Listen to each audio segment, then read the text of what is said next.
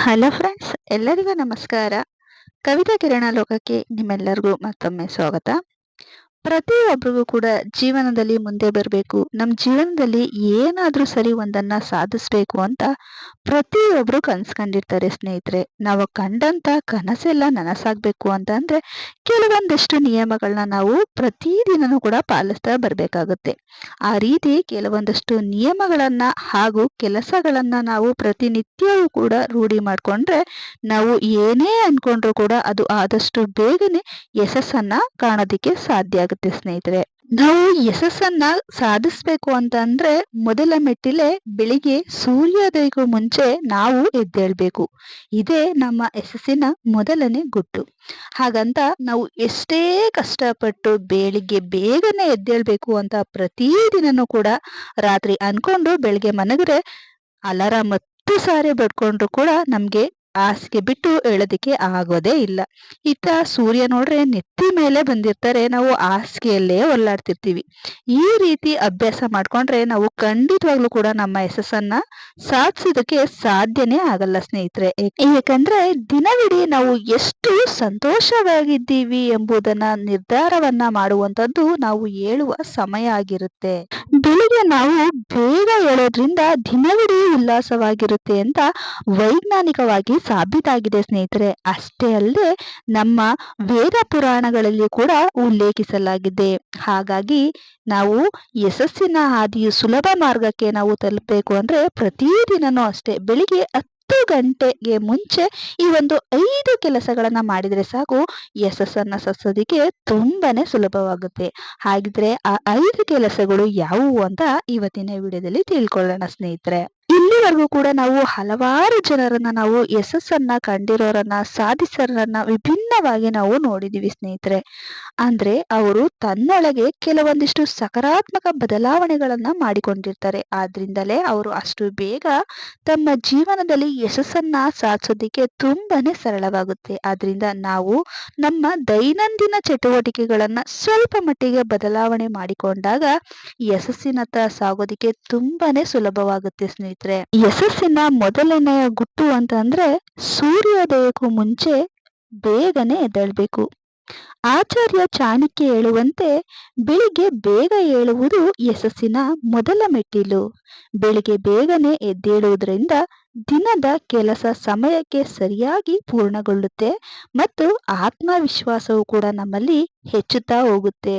ಇದು ಜಗತ್ತು ಎಚ್ಚರಗೊಳ್ಳುವ ಮೊದಲು ಸ್ವಲ್ಪ ಸಮಯವನ್ನ ಶಾಂತವಾಗಿ ನಾವು ಆನಂದಿಸಬೇಕು. ಆಗ ನಮಗೆ ನಾವೇ ಸಮಯ ಕೊಟ್ಟಂತೆ ಆಗುತ್ತೆ ಸ್ನೇಹಿತರೆ. ಅದೇ ರೀತಿ ನಮ್ಮ ಮನಸ್ಸು ಕೂಡ ಶಾಂತ ಆಗುತ್ತೆ.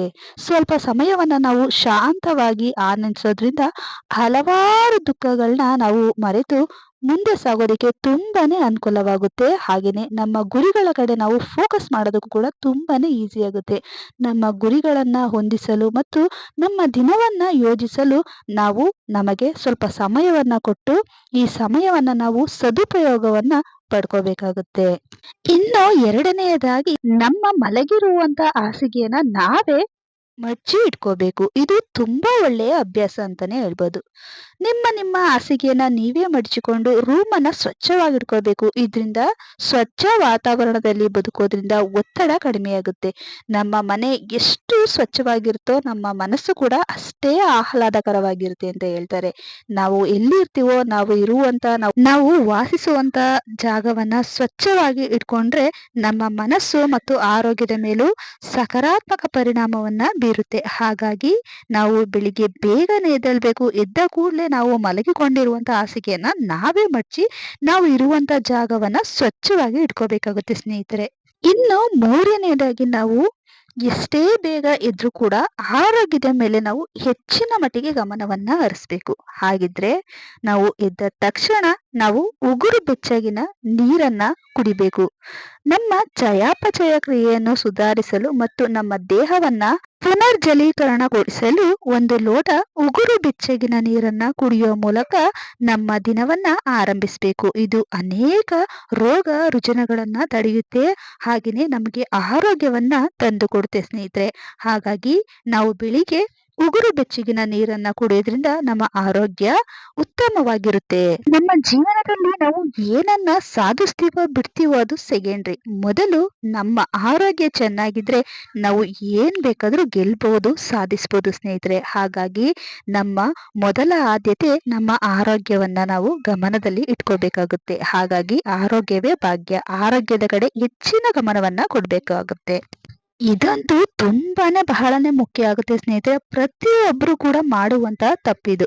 ಬೆಳಿಗ್ಗೆ ಎದ್ದ ತಕ್ಷಣ ದೇವರ ಮುಖನ ನೋಡ್ತಾರೋ ಬಿಡ್ತಾರೋ ಗೊತ್ತಿಲ್ಲ, ಸೆಲ್ ಫೋನ್ ಅಂತೂ ಯೂಸ್ ಮಾಡ್ದಲೆ ಯಾರು ಕೂಡ ಎದ್ದೋಳದ್ನ ನಾನು ಇಲ್ಲಿವರೆಗೂ ನೋಡೇ ಇಲ್ಲ ಅನ್ಕೋತೀನಿ. ಯಾಕಂದ್ರೆ ನಾವು ಕೂಡ ಈ ತಪ್ಪನ್ನ ಮಾಡ್ತಿರ್ತೀವಿ.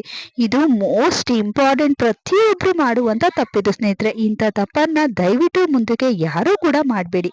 ನಿಮ್ಮ ಸ್ಮಾರ್ಟ್ ಫೋನ್ ಇಂದ ತುಂಬಾನೇ ದೂರ ಇರಬೇಕು ಬೆಳಿಗ್ಗೆ ಏಳುವಂತ ಸಮಯದಲ್ಲಿ. ಯಾಕಂತಂದ್ರೆ ಮೊಬೈಲ್ ಇಂದ ಬರುವಂತ ವಿಕಿರಣಗಳು ನಮ್ಮ ಮನಸ್ಸಿಗೆ ಹಾಗೂ ಮೆದುಳಿಗೆ ತುಂಬಾನೇ ಹಾನಿ ಉಂಟು ಮಾಡ್ತೇವೆ ಸ್ನೇಹಿತರೆ. ಹಾಗಾಗಿ ನೀವು ಮಲಗೋದಕ್ಕಿಂತ ಮುಂಚೆನೂ ಅಷ್ಟೇ ಫೋನ್ ಅನ್ನ ತುಂಬಾನೇ ದೂರ ಇಡಿ. ಹಾಗೇನೆ ಬೆಳಿಗ್ಗೆ ಎದ್ದಿದ ತಕ್ಷಣ ನೀವು ಫೋನ್ ನೋಡ್ಬಿಡಿ. ಇದು ಕಣ್ಗೂ ಕೂಡ ತುಂಬಾನೇ ಎಫೆಕ್ಟ್ ಆಗುತ್ತೆ. ಜೊತೆಗೆ ಮೊಬೈಲ್ ನಲ್ಲಿ ಒಳ್ಳೇದು ಕೆಟ್ಟದ್ದು ಎಲ್ಲಾ ವಿಚಾರಗಳು ಕೂಡ ಈಗ ಸೋಷಿಯಲ್ ಮೀಡಿಯಾದಲ್ಲಿ ಪ್ರಚಾರ ಆಗ್ತಾನೆ ಇರುತ್ತೆ. ಒಳ್ಳೇದು ನೋಡ್ರೆ ತುಂಬಾನೇ ಖುಷಿ, ಅಥವಾ ಬೆಳಿಗ್ಗೆನೆ ಎದ್ದ ತಕ್ಷಣ ಏನಾದ್ರೂ ಸರಿ ಕೆಟ್ಟ ಸುದ್ದಿಯನ್ನ ನೋಡ್ರೆ ಇಡೀ ದಿನ ನಮ್ಗೆ ಮೂಡ್ ಅಪ್ಸೆಟ್ ಆಗುತ್ತೆ. ಹಾಗಾಗಿ ಆರೋಗ್ಯದ ದೃಷ್ಟಿಯಿಂದ ಹೇಳ್ತಿರೋದು, ಮೊಬೈಲ್ ನ ನೀವು ಬೆಳಿಗ್ಗೆ ಎದ್ದ ತಕ್ಷಣ ಯಾವುದೇ ಕಾರಣಕ್ಕೂ ಕೂಡ ಯೂಸ್ ಮಾಡೋದಕ್ಕೆ ಹೋಗ್ಬೇಡಿ.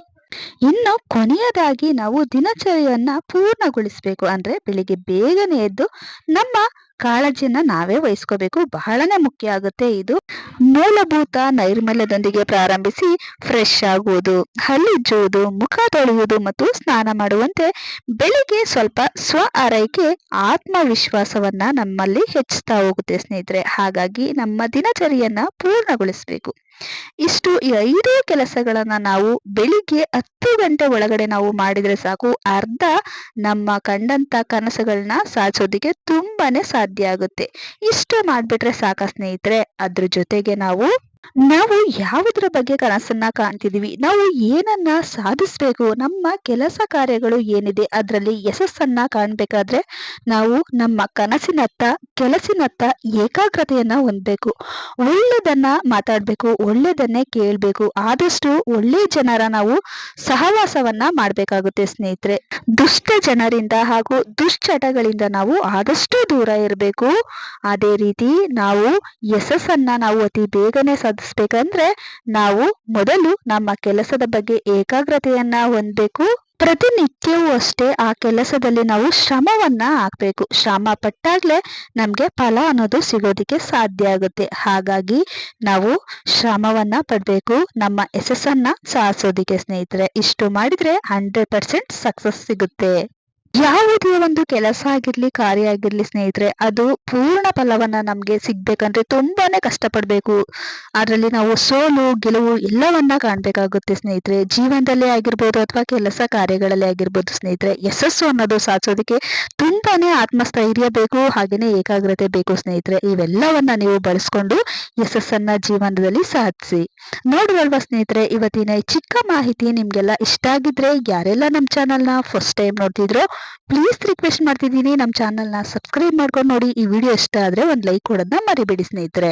ಮುಂದಿನ ವಿಡಿಯೋಗಳಲ್ಲಿ ಇನ್ನೂ ಹೆಚ್ಚಿನ ಮಾಹಿತಿಯೊಂದಿಗೆ ಸಿಗ್ತೀನಿ. ಅಲ್ಲಿವರೆಗೂ ನಮ್ಮ ಚಾನಲ್ ಇರುವ ಪ್ರತಿಯೊಂದು ಉಪಯುಕ್ತ ಮಾಹಿತಿನ ನೋಡ್ತೀರಿ, ನಮ್ಗೆ ಹೀಗೆ ಸಪೋರ್ಟ್ ಮಾಡ್ತೀರಿ.